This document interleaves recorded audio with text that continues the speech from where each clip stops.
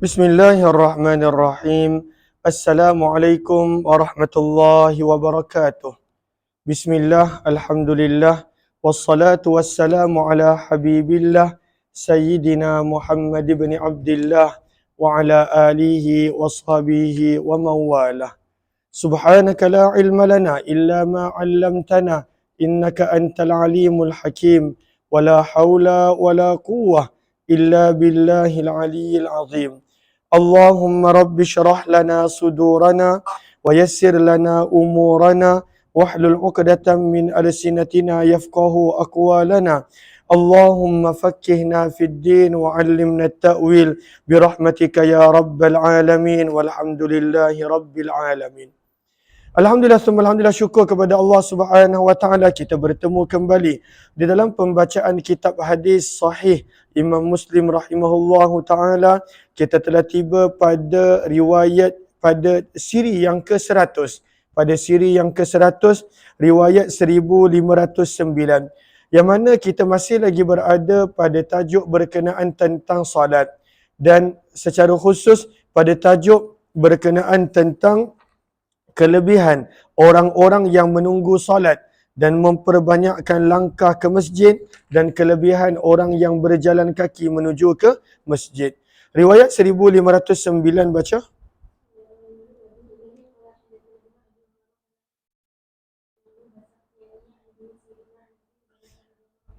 Daripada Abu Hurairah radhiyallahu taala anhu, beliau berkata, Nabi sallallahu alaihi wasallam bersabda, innal malaikatu tusalli, sesungguhnya para malaikat terus-menerus mendoakan. Solat daripada para malaikat adalah doa. Sesungguhnya para malaikat terus-menerus mendoakan ala ahadikum, ke atas salah seorang daripada kamu, madama, selagi mana orang tersebut fi majlisihi, berada pada tempat duduknya. Ketika mana dia menunggu solat yang berikut, menunggu solat yang datang selepas daripada itu, lalu dia duduk. Selagi mana dia berada dalam keadaan menunggu solat, malaikat akan mendoakan. Lalu malaikat akan berkata, Allahumma ghafir lahu, ya Allah ampunilah ia. Allahumma rahmuhu, ya Allah rahmatilah ia. Ma lam yuhdith, selagi mana dia tidak berhadas. Wa ahadukum fi salah, dan salah seorang daripada kamu berada dalam keadaan salat. Maka natis salatu tahbisuh, selagi mana salat adalah penyebab yang pada waktu itu menjadikan dia tertunggu-tunggu. Selagi mana salat yang menjadi penghalang daripada dia balik, maka selagi mana dia tunggu solat, maka selagi itulah malaikat akan mendoakan. Itu kelebihan yang pertama. Yang kedua, dia berterusan seolah-olah berada dalam keadaan sedang bersolat. Riwayat 1510 baca.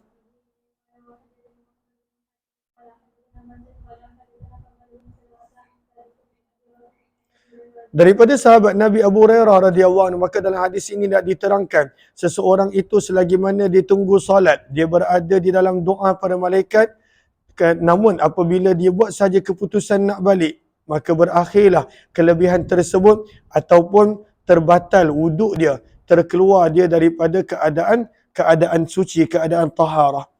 Maka daripada Abu Hurairah radhiyallahu anhu, sesungguhnya Nabi sallallahu alaihi wasallam bersabda, la yazalul abdu, berterusan seorang hamba itu, fi salatin, berada dalam keadaan salat, maka nafi musallah, selagi mana dia berada di tempat solatnya. Walaupun dia tak solat, dia duduk tunggu solat, dia duduk tunggu isyak. Contohnya dia duduk tunggu solat asar, dia duduk tunggu solat fardu subuh kalau dia datang awal. Selagi mana dia duduk menunggu solat, sabda Nabi SAW, selagi itu dia telah dikira seolah-olah berada dalam keadaan solat.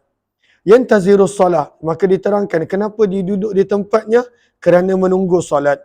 Dan kelebihan yang kedua, para malaikat akan mendoakan orang yang menunggu solat. Allahumma ghafir lahu, ya Allah ampunilah ia, ya Allah rahmatilah ia. Sampai bila malaikat akan mendoakan? Hatta yang salifah, sampailah dia pilih untuk balik. Au yuhdith, ataupun terbatal wuduk dia. Dia menjadi dalam keadaan hadas. Maka pada waktu itu perawi bertanya, ma yuhdith, apakah maksud keadaan hadas? Maka pada waktu itu Abu Hurairah menjawab, yafsu, apabila seseorang itu kentut. Yafsu dengan yatrid maksudnya sama. Yafsu adalah kentut tanpa ada bunyi. Yatritu adalah kentut dengan bunyi. Apabila dia kentut, batal wuduk dia, berada dalam keadaan hadas kecil, maka pada waktu itu berhentilah malaikat daripada mendoakan dia. 1511 baca.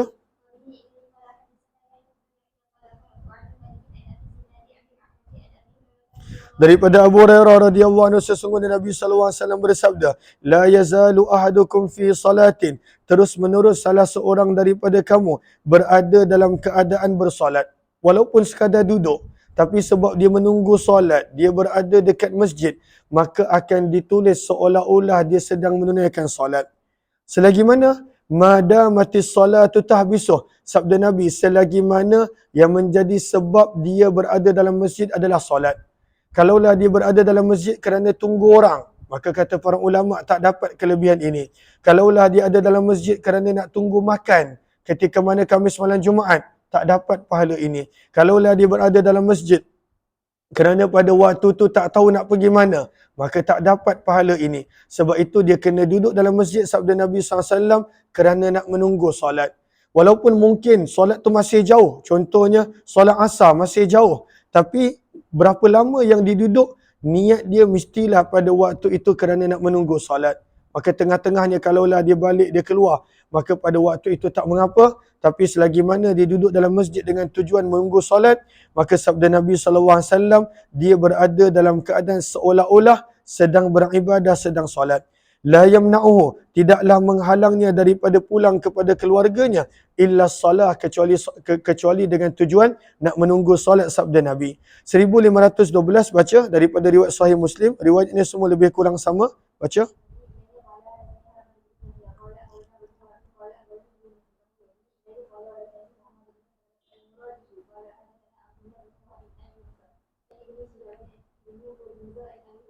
Daripada Abu Hurairah radhiyallahu anhu sama juga. Dalam hadis ini menerangkan bila seseorang itu menunggu solat, maka dia akan beroleh dua kelebihan. Sabda Nabi, sesungguhnya Nabi SAW bersabda, ahadukum, salah seorang daripada kamu, ma qa'ada, selagi mana dia duduk menunggu solat, yang tazirus salah, fi salatin, maka dia dikira berada dalam solat. Dia ditulis pahala dia berada dalam solat selagi mana dia duduk menunggu solat. Syarat dia apa? Malam yuhdith, selagi mana tidak batal wuduk dia. Dan kelebihan yang kedua, tad'u lahul malaikah, malaikat akan terus menerus berdoa untuk dia. Apakah doa malaikat untuknya? Allahumma ghafir lahu, ya Allah ampunilah dia. Allahumma arhamu, ya Allah rahmatilah ia. Terus 1513 baca sampai habis.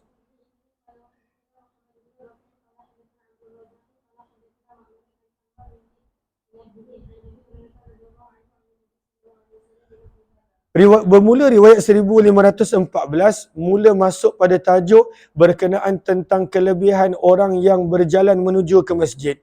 Orang yang bergerak menuju ke masjid, kelebihan dia sangat banyak, pahalanya sangat besar. Maka Imam Muslim mula berkongsi hadis-hadis ini. Terus 1514.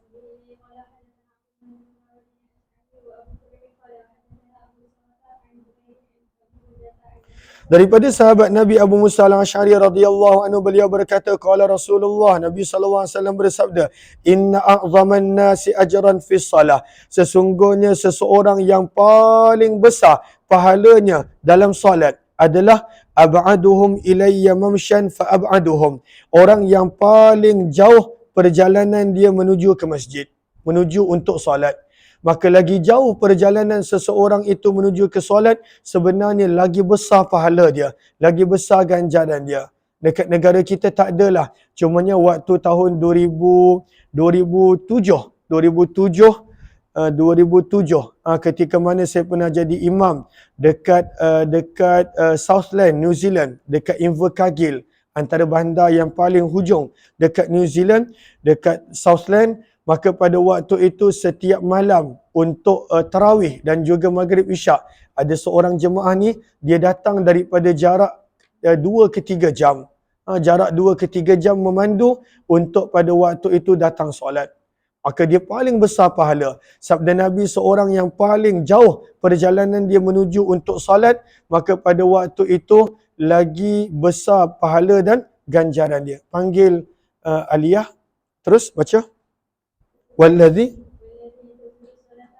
Maka sabda Nabi, selain daripada itu, siapakah orang yang paling besar pahala? Wallazi yantadhirus salah, dan seseorang yang menunggu solat hatta yusalliha, supaya dia dapat solat bersama dengan imam, a'zamu ajran, maka pahalanya lebih besar daripada seseorang yang bila dah solat dia terus balik untuk berehat. Maka orang yang contohnya dah habis maghrib, dia tunggu untuk solat isyak, dia tak balik, dia ada kat masjid, pahalanya lebih besar. Ataupun orang yang datang awal, pada waktu itu tunggu solat subuh, maka pahalanya lebih besar.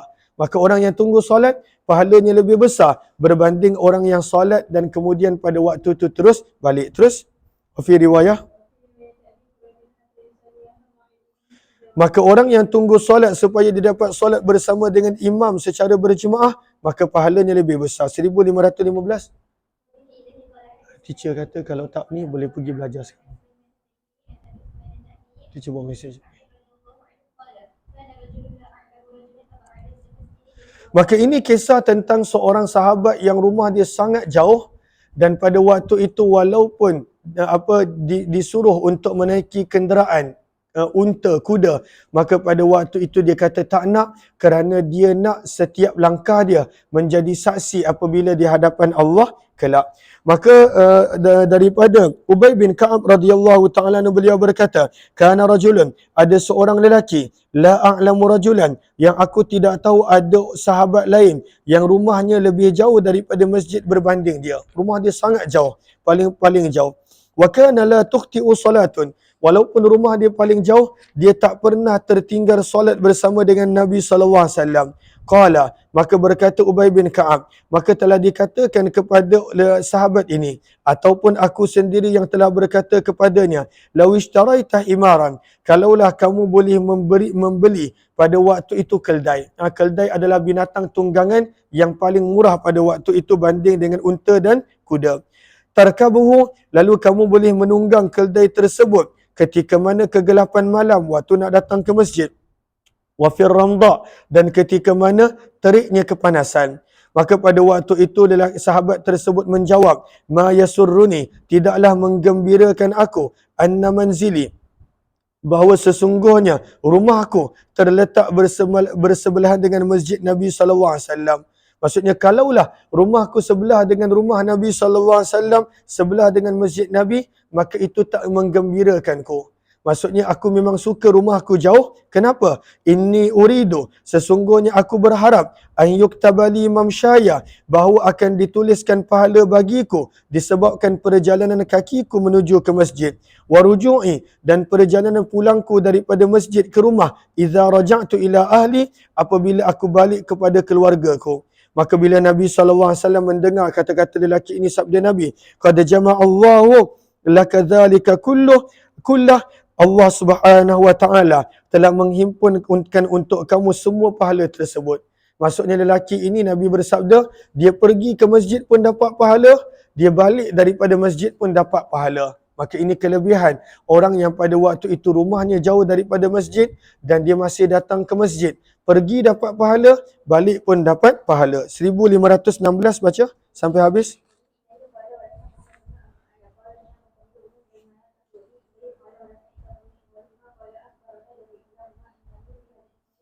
Riwayat yang lebih kurang sama. 1517, riwayat yang lebih kurang sama, baca.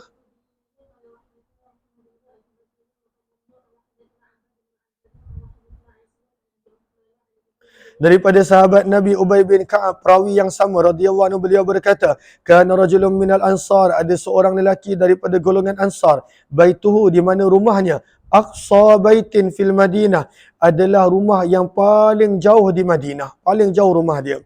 Fakana la tuqti'us salah, namun walaupun rumah dia paling jauh, dia tidak pernah terlepas solat bersama dengan Nabi SAW. Dan bukan senang. Kadang-kala rumah dekat dengan masjid dan surau pun pada waktu itu ujian untuk pergi berjemaah.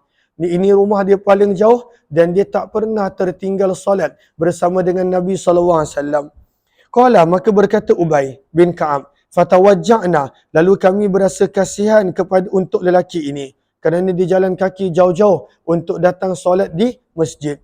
Fakultu lahu, maka aku telah berkata kepadanya, wahai fulan, lau annaka ishtaraita, kalaulah engkau boleh membeli seekor keldai, yaqika, yang boleh membantu kamu, menyelamatkan kamu, minar ramda, daripada kepanasan pasir ataupun teriknya kepanasan, wa yaqika, dan boleh menyelamatkan kamu min hawamil ard, daripada binatang-binatang. Maka pada waktu itu beliau berkata, ama wallah, adapun demi Allah, ma uhibbu, tidaklah aku suka, anna baiti, bahawa sesungguhnya rumahku, mutannabun bi baiti Muhammad, terikat bersebelahan dengan rumah Nabi. Apakah maksud mutannab pada baris yang pertama? Masdudun bil atnab ay wahyal hibal. Maksudnya kalaulah rumahnya punya dekat, seolah-olah pada waktu itu terikat dengan rumah Nabi, dia tak suka begitu. Sebab dia memang suka rumahnya jauh daripada masjid. Kenapa dia suka rumah dia jauh daripada masjid? Kerana nak mendapat pahala yang banyak. Sebab kelebihan solat di masjid surau ini adalah sebelum sampai masjid dan surau dah dikira solat. Dah dikira mendapat pahala. Dah diampunkan dosa. Dah ditinggikan darjat. Maka pada waktu itu dia suka rumah dia jauh.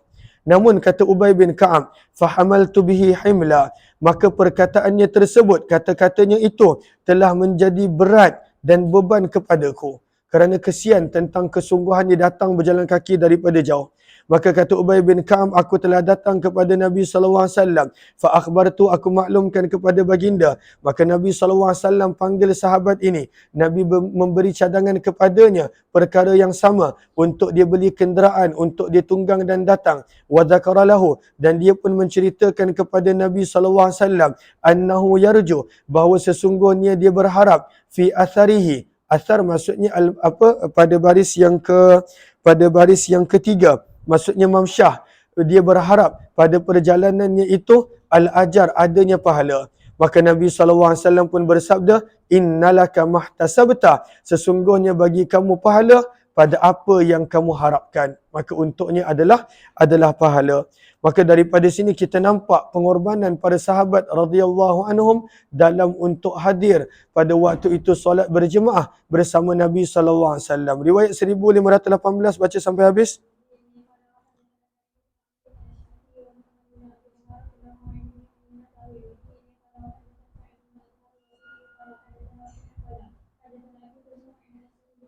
Riwayat yang lebih kurang sama. Terus nahwahu lebih kurang sama. 1519 baca. Ini kisah tentang Ummu Salamah. Ummu Salamah adalah salah satu daripada keluarga-keluarga Ansar. Maka rumah mereka jauh daripada masjid. Maka mereka pada waktu itu nak beli ada tapak kosong berhampiran dengan Nabi SAW supaya mereka mudah pergi masjid. Maka Nabi dapat tahu, Nabi panggil. Nabi kata, jangan. Kalaulah kamu berjalan daripada rumah kamu ke masjid, rumah yang kamu berada sekarang, maka sebenarnya setiap langkah kamu adalah pahala. Maka pada waktu itu mereka batalkan hasrat dan mereka pada waktu itu tak nak berpindah dekat dengan masjid Nabi supaya setiap langkah mereka adalah ganjaran dan pahala. Terus riwayat 1519 baca.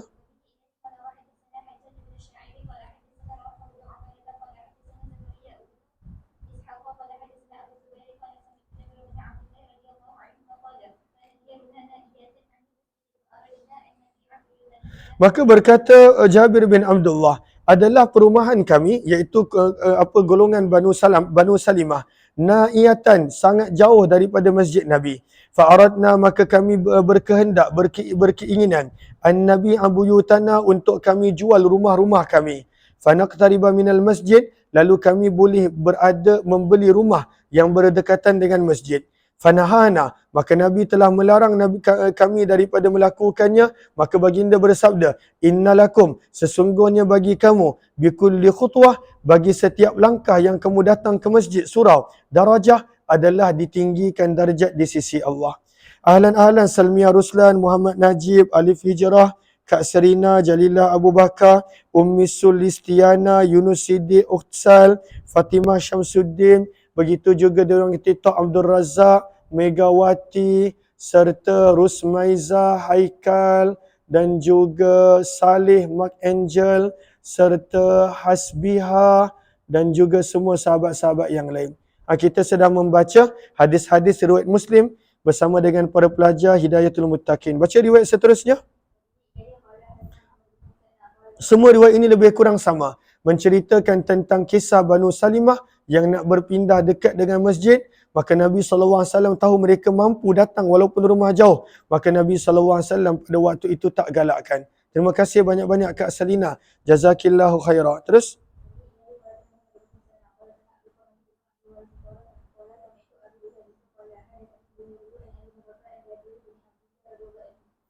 Daripada Jabir bin Abdullah radhiyallahu ta'ala beliau berkata, khalatil biqa' telah menjadi kosong al-biqa' beberapa kawasan haulal masjid di sekitar Masjid Nabawi.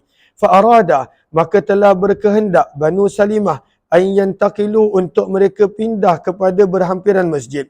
Fabalagha dzalika maka perkara tersebut telah sampai kepada Nabi. Faqala lahum maka Nabi bersabda kepada mereka, innahu balaghani sesungguhnya telah sampai kepada pengetahuanku annakum turiduna bahawa sesungguhnya kamu berkehendak antantaqilu untuk pindah qurbal masjid berdekatan dengan masjid. Qalu mereka pun menjawab na'am bahkan wahai Rasulullah. Maka Nabi sallallahu qad aradna dzalik sesungguhnya kami telah berkehendak begitu. Faqala maka Nabi bersabda ya Bani Salimah wahai Banu Salimah diyarakum kekallah berada di rumah kamu yang kini. Tuktab akan ditulis bagi kamu atharukum langkah-langkah perjalanan kamu. Diyarakum kekallah kamu di rumah kamu yang kini. Tuktab atharukum akan ditulis bagi kamu pahala dan ganjaran perjalanan kamu. 1521 baca.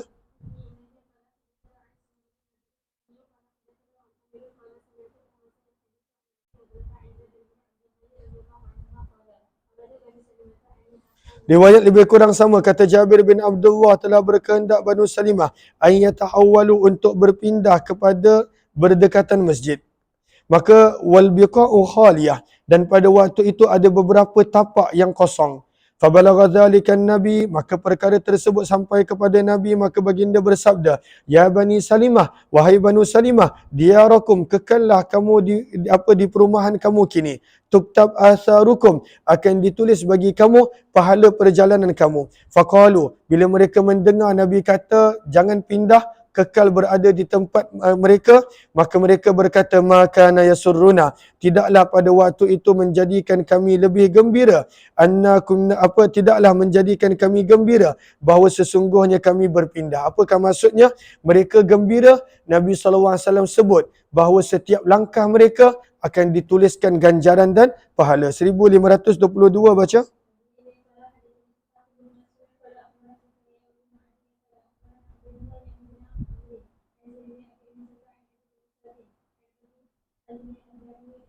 Daripada Abu Hurairah radhiyallahu ta'ala beliau berkata Nabi SAW bersabda man tatahara barang siapa berwuduk fi baiti di rumahnya. Ini kelebihan berwuduk di rumah. Walaupun pada zaman Nabi SAW dekat masjid tidak ada tempat wuduk. Orang yang mula-mula membina tempat wuduk di masjid adalah Umar bin Khattab radhiyallahu anhu. Maka sebab itu Nabi banyak menggalakkan para sahabat untuk berwuduk di rumah.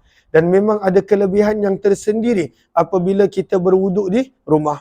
Maka sabda Nabi SAW, man tatahara, barang siapa yang berwuduk di rumahnya, thumma masya ila baitin min buyutillah, kemudian dia berjalan kaki menuju kepada salah satu daripada rumah-rumah Allah, liyaqdiya faridah, supaya dia boleh menyempurnakan salah satu daripada solat-solat fardu.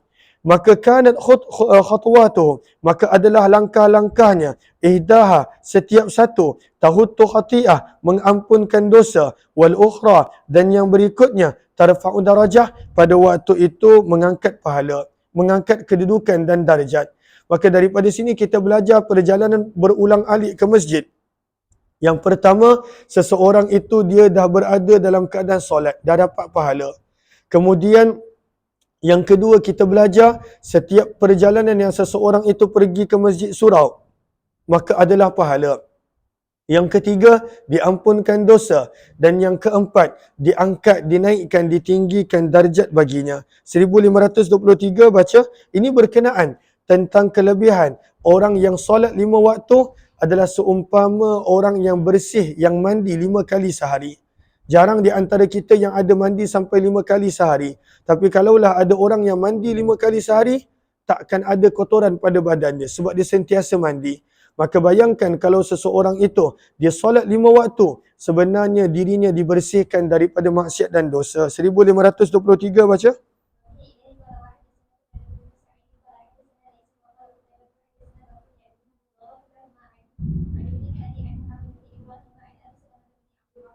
Daripada Abu Hurairah radhiyallahu anhu, sesungguhnya Nabi sallallahu alaihi wasallam bersabda, wa fi hadis Bakrin anhu sallallahu alaihi wasallam yaqul, sabda Nabi sallallahu alaihi wasallam, ara'aitum, maklumkanlah kepadaku, lau anna nahran, jika sesungguhnya ada sebatang anak sungai, bibabi ahadikum, yang terletak di hadapan pintu rumah kamu, yaghtasilu minhu, mandi daripadanya setiap hari sebanyak 5 kali. Kamu mandi sehari 5 kali, sabda Nabi.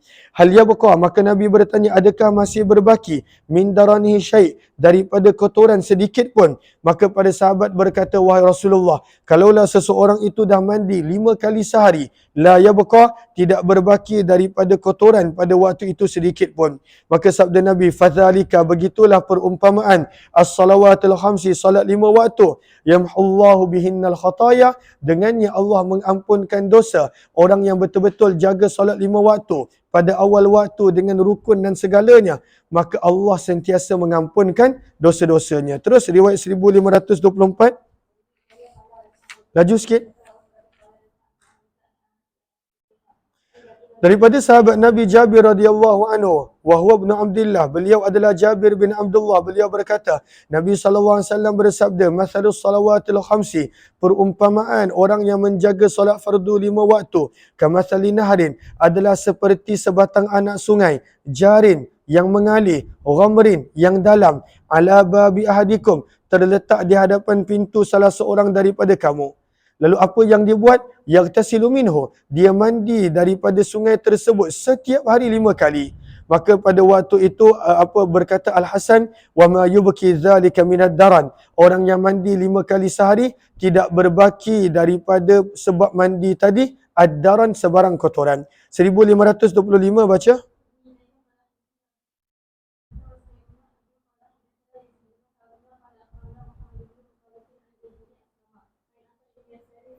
Daripada Abu Hurairah radhiyallahu anhu, daripada Nabi sallallahu alaihi wasallam, baginda bersabda, man ghada, barang siapa bergerak pada waktu pagi ke masjid, auraha, ataupun bergerak pada waktu petang ke masjid, a'addallahu lahu, Allah akan menyediakan untuknya fil jannati, di dalam syurga, nuzula, layanan istimewa pada untuk setiap kali dia pergi berulang alik ke masjid. Nuzula maksudnya adalah hidangan, jamuan, diterjemahkan sebagai layanan istimewa. Bermula 1524, kita mula membaca hadis-hadis berkenaan tentang kelebihan seseorang yang apabila dia dah solat fardu subuh, dia kekal berada di tempat solatnya sampailah pada waktu itu matahari terbit, dan juga kelebihan masjid-masjid. Maka inilah hadis yang kita nak baca. Ada 3 hadis di sini. Terus 1526.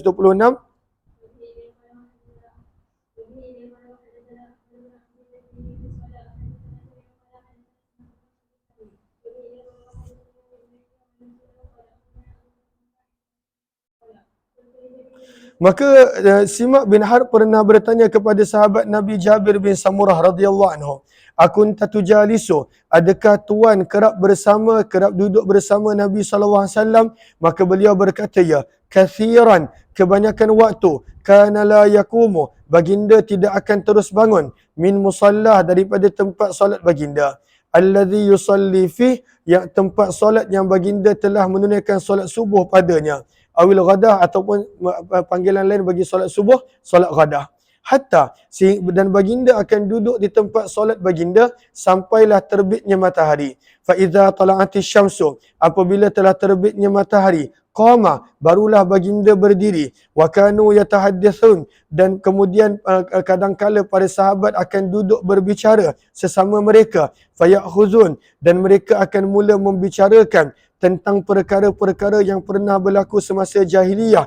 Fayadhakun, lalu mereka tertawa mengenangkan keadaan mereka dahulu. Wayatabassam, dan Nabi SAW turut tersenyum. Tapi nak menunjukkan kebanyakan waktu Nabi akan duduk di tempat solat sampailah matahari terbit. 1527 baca.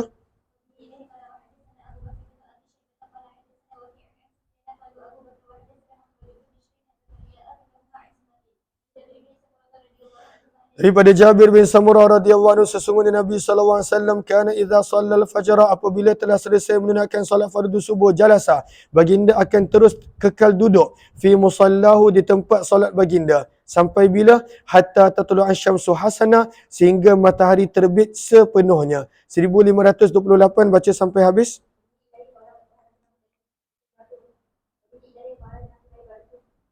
Next, baca, terus baca.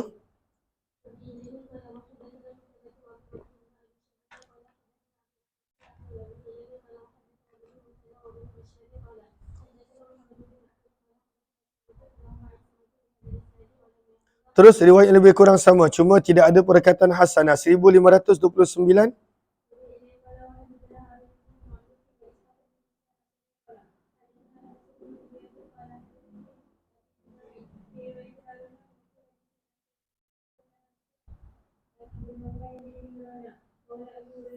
Daripada Abu Hurairah radhiyallahu anhu, sahabat Nabi, sesungguhnya Nabi sallallahu alaihi wasallam bersabda, ahabbul bilad, tempat yang paling disukai oleh Allah, masajiduha, adalah rumah-rumahnya, masjid-masjidnya. Wa abghadul bilad, dan tempat yang paling dibenci, tak disukai oleh Allah, adalah aswaquha, pasar-pasar, tempat membeli belah dan sebagainya. Terus maka daripada sini menjadi memberi galakan kepada kita untuk melebihkan masa di rumah Allah dan mengurangkan masa jika tidak ada keperluan pada waktu itu di tempat membeli belah dan sebagainya. Terus bab yang ke-45, riwayat 1530, adalah berkenaan tentang hadis-hadis yang Imam Muslim kumpulkan. Siapakah yang paling layak untuk menjadi imam? Maka Imam Nawawi kongsikan di sini pada baris yang pertama. Kata Imam Nawawi rahimahullah bahawa dalilun liman yaqulu bi taqdimil aqra. Sebahagian para ulama menyebut yang paling layak menjadi imam adalah yang paling bagus bacaan Al-Qurannya, Al-Aqra, yang paling mengetahui tentang ilmu Al-Quran. Dan ini adalah pandangan Imam Abu Hanifah, Imam Ahmad dan juga beberapa ulama yang lain. Sementara itu pada baris yang kedua, waqala Malik wa Syafi'i, berkata Imam Malik dan Imam Syafi'i, yang paling layak untuk menjadi imam bukanlah orang yang bagus bacaannya. Yang paling layak jadi imam adalah al-afqah, orang yang paling mengetahui hukum ahkam solat. Paling mengetahui hukum ahkam solat. Maka timbul soalan, bukankah hadis menyebut al-aqra? Maka pada waktu itu diberi jawapan pada baris yang ke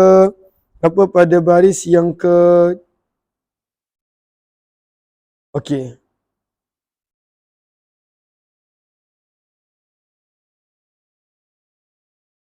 Okey, pada baris yang keempat, kata Imam Nawawi, maka hadis-hadis yang menyebut perkataan al-aqra didahulukan.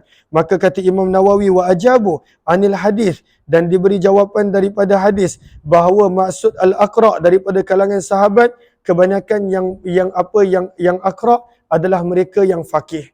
Sebab mereka pada waktu itu duduk dengan Nabi, tahu hukum ahkam kerana bersama dengan Nabi sallallahu alaihi wasallam. Dan dalilnya pada baris yang ketiga, maka dinukilkan di sini, walihadza qaddama Nabi, sebab itu Nabi sallallahu alaihi wasallam menyuruh Abu Bakar untuk menjadi imam berbanding pada sahabat lain. Padahal daripada sudut al-aqra, daripada kalangan para sahabat ada Ubay bin Ka'ab, ada Abdullah bin Mas'ud, ada juga beberapa sahabat yang lain. Tapi Nabi mengkedepankan Abu Bakar menjadi dalil bagi mazhab Syafi'i bahawa al-afqah, yang lebih berilmu tentang solat, itu yang patut diutamakan berbanding orang yang bagus bacaan dia. Kerana solat adalah berkenaan tentang hukum ahkam. Maka jika berlaku sesuatu, kadangkala menjadikan solat batal hanya kerana imam tersebut tidak mengetahui hukum ahkam tersebut. Riwayat seterusnya baca.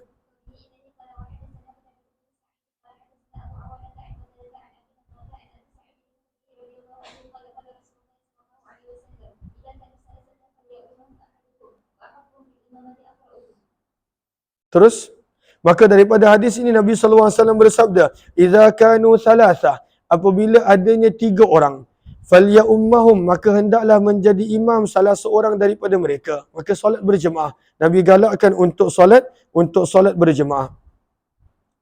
Wa ahaqqum bil imamah, dan orang yang paling layak untuk menjadi imam, aqra'uhum, adalah orang yang paling bagus bacaannya. Tapi di sini maksudnya adalah pada waktu itu orang yang paling faqih, yang paling tahu tentang hukum ahkam ketika mana solat. Terus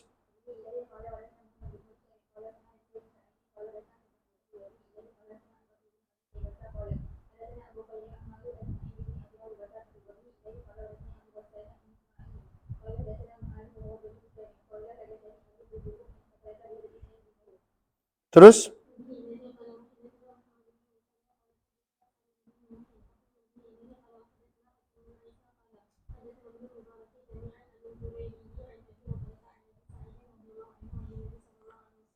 riwayat yang lebih kurang sama. Terus 1533.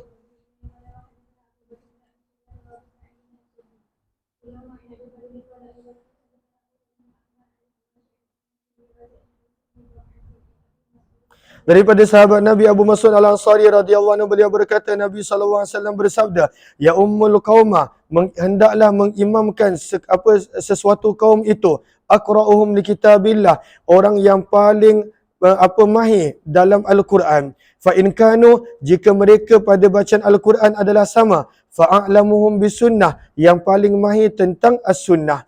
Fa in kanu, jika pengetahuan mereka pada waktu itu adalah sama, fa aqdamuhum hijrah, yang paling awal berhijrah. Fa in kanu fil hijrati sawa, jika mereka dalam hijrah pun adalah sama, fa aqdamuhum silma, maka yang paling awal masuk Islam. Wala ya'ummannar rajul, dan janganlah sesekali menjadi imam seseorang itu, ar-rajula, akan orang lain, fi sultanih, pada tempat milik dia. Maka tak boleh. Kalaulah contohnya kita pergi contohnya dekat rumah orang, maka tuan rumah jadi imam. Ataupun pemilik bangunan yang jadi imam. Kecuali dia yang suruh kita jadi imam. Ataupun kita datang ke sesuatu masjid dan surau, dekat situ dah ada imam, maka imam tempatan yang jadi imam. Kecualilah imam tempatan tersebut izinkan. Wala yaq'udu fi baitihi, dan kalaulah contohnya ada sultan, maka sultanlah yang tentukan pada waktu itu siapa yang nak jadi imam. Sebab itu adalah pada waktu itu negeri ataupun milik dia. Maka sebab itu Nabi sebut, maka janganlah pada waktu itu mengimamkan ketika mana ada tuan, ada pemilik di tempat tersebut, kecuali dengan izin dia. Wala yaq'ud, dan janganlah kamu duduk fi baitih, di rumah seseorang, ala tikrimatihi, pada tempat duduk khususnya, kecuali dengan izin dia. Terus qala al-Ashajju. Terus riwayat 1534.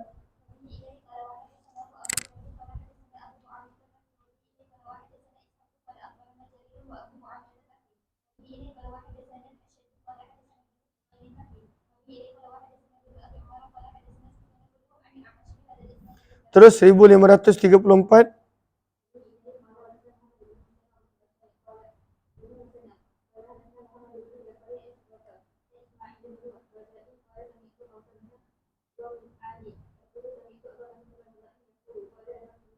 Abu Mas'ud radhiyallahu anhu berkata, Nabi SAW telah bersabda kepada kami, ya ummul qaumah, hendaklah mengimamkan sesuatu kaum, aqra'uhum, yang paling mahir dengan kitab Allah. Cumanya kita dah sebut Imam Abu Hanifah ambil hadis ini secara zahirnya, sementara Imam Syafi'i takbirkan pada waktu itu maksud aqra' yang paling mahir dengan kitab Allah adalah orang yang kena mahir juga dalam permasalahan fiqh, permasalahan solat. Wa aqdamuhum, dan yang paling kehadapan bacaannya. Fa in kanat, maka jika sekiranya bacaannya adalah sama, falya ummahum, maka hendaklah mengimamkan mereka yang paling awal berhijrah. Fa in kanu fil hijrati sawa, jika kedudukan mereka dalam berhijrah adalah sama, falya ummahum, maka hendaklah mengimamkan mereka yang paling tua usianya. Wala ta'ummannar rajul, dan janganlah seseorang itu mengimamkan orang lain fi ahlih, pada keluarganya. Kalaulah pada waktu itu ada tuan rumah yang tentukan siapa imam. Bahkan kalaulah dia nak jadi imam, maka dia jadi imam walaupun dia bukanlah yang paling bagus bacaan. Wala fi sultanih, dan janganlah menjadi imam pada sesuatu tempat pemerintahan dia. Wala tajlisu ala takrimatihi fi baitih, dan janganlah duduk di atas tempat duduk khususnya di dalam rumahnya, illa an ya'zana zalika, kecuali jika dia mengizinkan perkara tersebut untuk kamu, au biiznih, ataupun dengan izinnya. 1536 baca. Ini kisah tentang ada beberapa sahabat yang usia sama, berhijrah sama, tahap ilmu dia sama. Maka Nabi SAW pada waktu itu perintahkan yang perlu untuk menjadi imam adalah orang yang paling tua daripada kalangan mereka. Terus,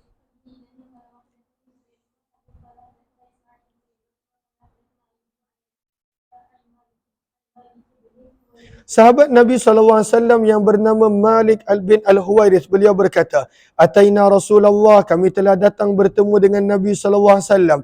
Wa nahnu syababatun, dalam keadaan kami masih muda. Mutaqaribun, usia kami lebih kurang sama. Fa'aqamna, maka kami telah tinggal di sisi Nabi selama 20 malam. Mempelajari ilmu agama, mempelajari Al-Quran, mempelajari tentang Islam. Wa kana Rasulullah, kata Malik bin Huwairith, dan Nabi SAW adalah seorang yang sangat-sangat penyayang. Raqiqan, seorang yang sangat-sangat lembut. Fadhanna, maka Nabi SAW tahu, anna qad ishtaqna, yang kami telah mula merindui ahlana, keluarga kami. Fasa'alana, maka baginda Nabi SAW, fasa'alana, maka baginda telah bertanya kepada kami, amman tarakna, siapa yang kami telah tinggalkan daripada ahli keluarga kami di kampung kami. Fa'akhbarnahu, maka kami menceritakan kepada Nabi. Maka Nabi tahu mereka ni dah rindu nak balik ke kampung masing-masing. Maka baginda bersabda, irji'u, baliklah kamu kepada keluarga kamu. Fa'aqimu fihim, tinggallah kamu di sana. Wa'allimuhum, dan ajarlah keluarga kamu apa yang kamu tahu daripada ilmu yang kamu dah belajar. Wamuruhum, dan perintahlah mereka untuk melakukan kebaikan. Fa'idha hadaratis salah, apabila masuk saja waktu salat, falyu'adzin lakum ahadukum, maka hendaklah melaungkan azan salah seorang daripada kamu. Maka daripada sini kata Imam Nawawi pada baris yang kedua adalah al-hathu 'alal azani wal jamaah. Nabi menggalakkan pada waktu itu untuk melaungkan azan dan menjaga solat secara berjemaah. Kemudian Allahumma salli ala sayyidina Muhammad, sabda Nabi, "Tsummal ya'ummakum akbarukum," dan hendaklah mengimamkan kamu orang yang paling tua daripada kalangan kamu. Kenapakah pada waktu itu Nabi SAW sebut paling tua? Kata Imam Nawawi rahimahullahu ta'ala, "Wa taqdimul akbari fil imamati idza stawu fi baqil khisal."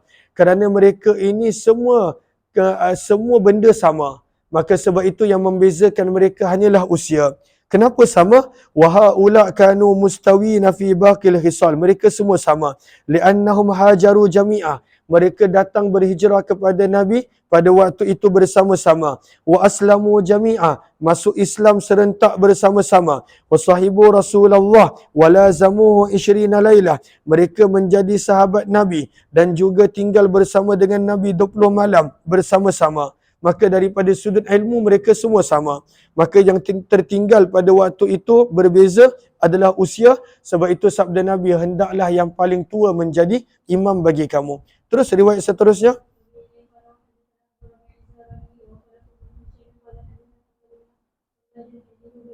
Terus 1538, lebih kurang sama, cuma riwayat.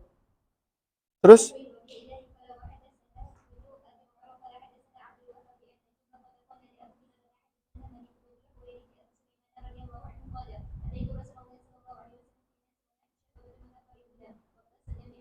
Maka kisahnya lebih kurang sama dengan hadis Ibnu Ulayyah yang kita baru baca tadi. 1539, terus.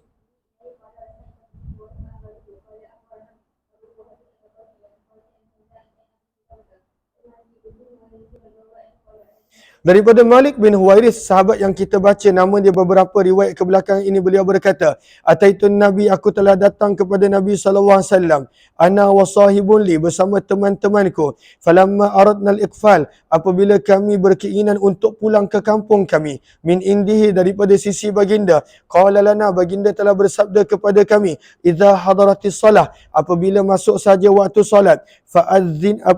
Fa'adzina, maka laungkanlah azan. Summa aqima, dan laungkanlah iqamat. Wal ya'ummakuma akbarukuma, dan hendaklah menjadi imam yang paling tua di antara kamu berdua. 1540 baca.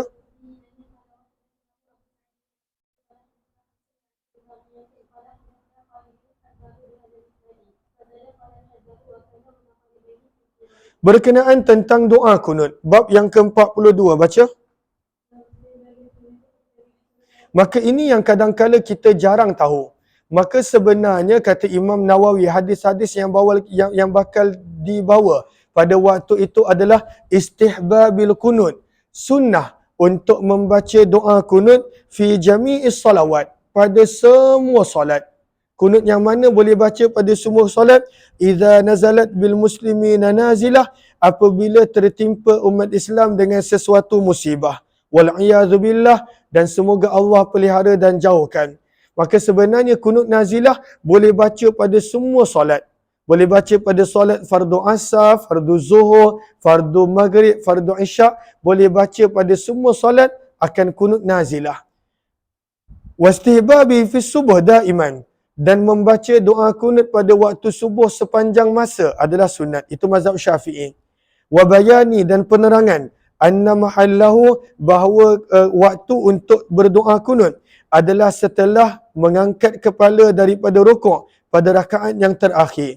Wastihbabil jahri bih, dan sunnah untuk menguatkan suara ketika mana kunut. Walaupun ketika mana waktu asar, maka bila berdoa kunut waktu asar dengan suara yang kuat. Waktu zuhur, kalaulah nak buat kunut nazilah, maka dengan suara yang kuat. Terus riwayat seterusnya 1541.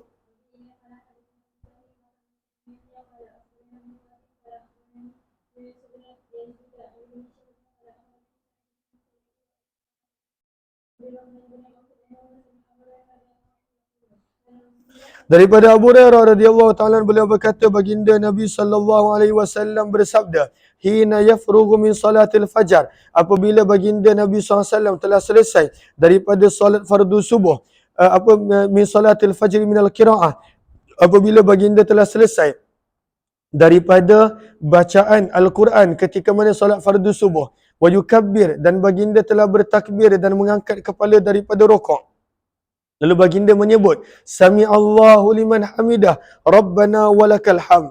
Kemudian baginda Nabi SAW membaca dalam keadaan masih berdiri ketika mana i'tidal. Sama-sama baca, Allahumma anjil Walid ibn al-Walid, wa Salamah ibn Hisham, wa Ayyash ibn Abi Rabi'ah.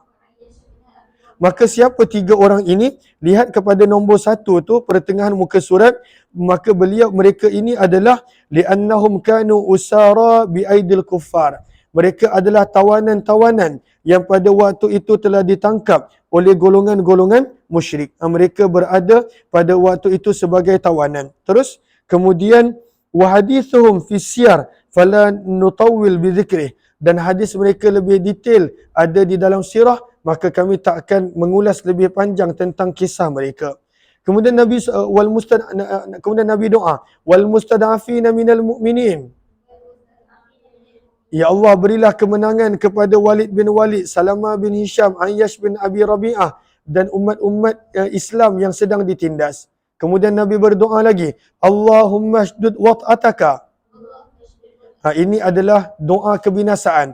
Ala mudar, waj'alha alaihim kasini Yusuf, dan timpakan ke atas mereka kemarau seperti mana zaman Nabi Yusuf.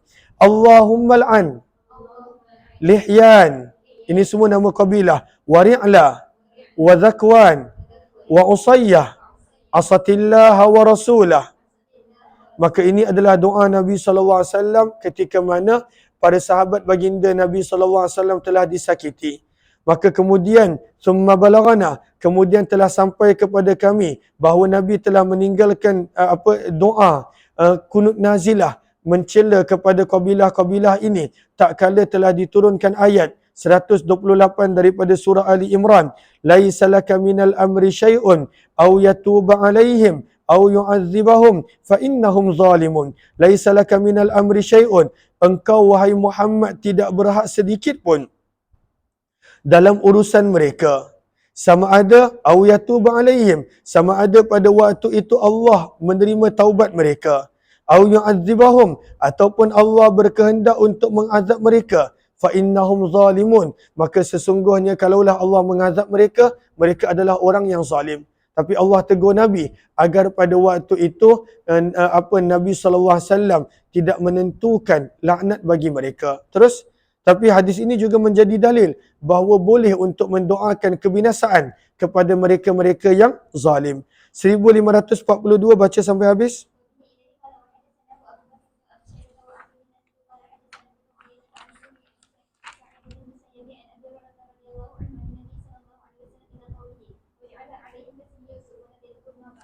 Terus riwayat yang selepas ni lebih kurang sama, baca sampai habis.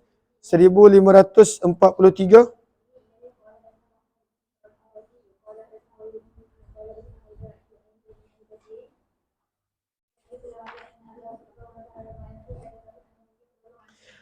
Abu Hurairah radhiyallahu anhu menceritakan bahawa sesungguhnya Nabi SAW qanata telah melakukan doa kunut selepas rakaat. Ba'da rakaat, selepas satu rakaat. Maksudnya pada rakaat yang kedua. Fi salatin, dalam setiap salat. Syahran, selama 1 bulan. Iza qala, apabila baginda mengucapkan Sami Allahu liman hamidah, maka Nabi SAW mula membaca doa kunut yang sama tadi. Baca doa kunut tu.